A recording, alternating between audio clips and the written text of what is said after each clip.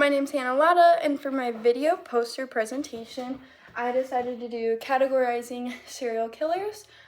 This is between organized and disorganized. So we'll start off with the organized side. We have a crime scene right here. This is the police officer saying, like, where's the body? We have the sketch out of the victim, but no body in sight. Then there's a road, and then the car with the killer. It says looks like a good place to hide him. So it's in a very wooded area with a river. There's a body down here, if you can see it.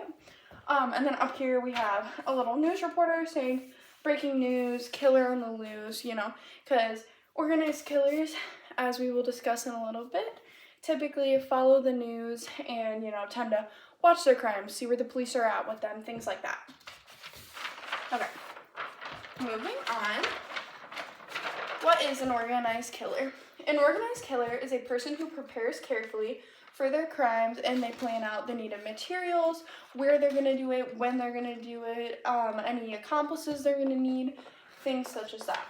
So, we'll start with the crime scene. Their crime scene is often clean and controlled. So right here, this is the crime scene. There's no blood splatter, there's no car, there's nothing, no murder weapon, nothing for them to be able to be identified. Okay. Some may have, where was I? Okay. Some may have a pattern or a signature, something that they do with every crime. They only do knife crimes, so they only do stabbings and things like that. These type of people are often very intelligent.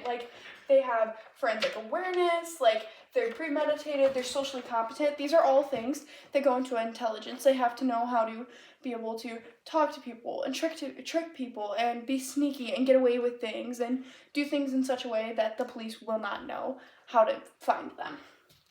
So, like I was saying earlier, they often follow the media, they follow their crime. They may transport the victim, such as right here where they transport them and hide the body elsewhere.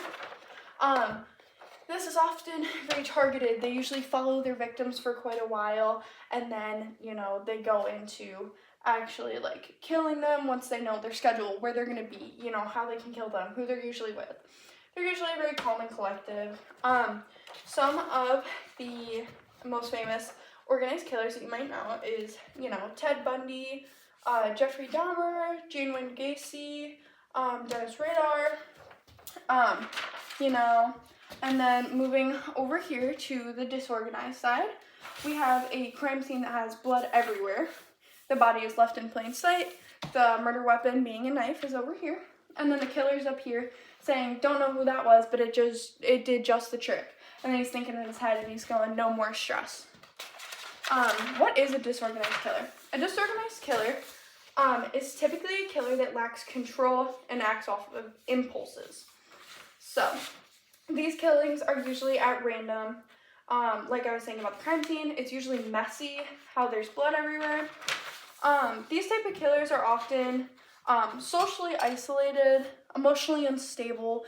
They can often have mental illnesses, such as schizophrenia and things like that, but they can also not have mental illnesses as well.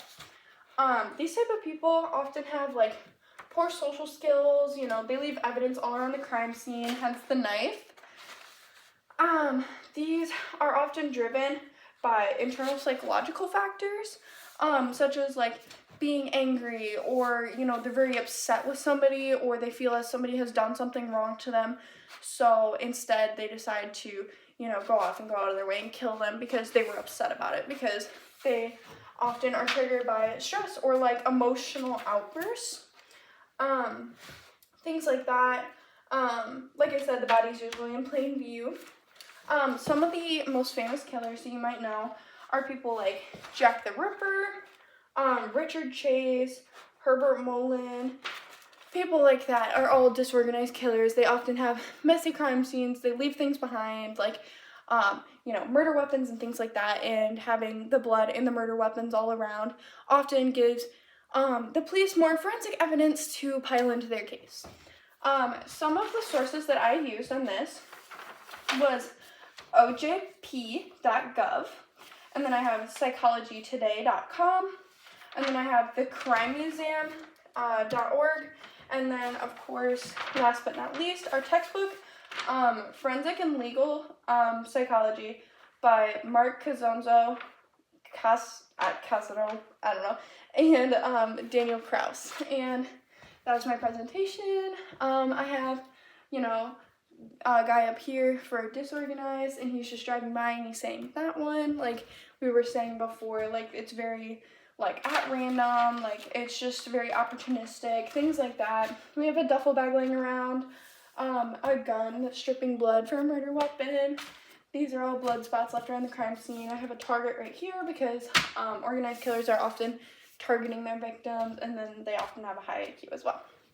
Thank you for watching.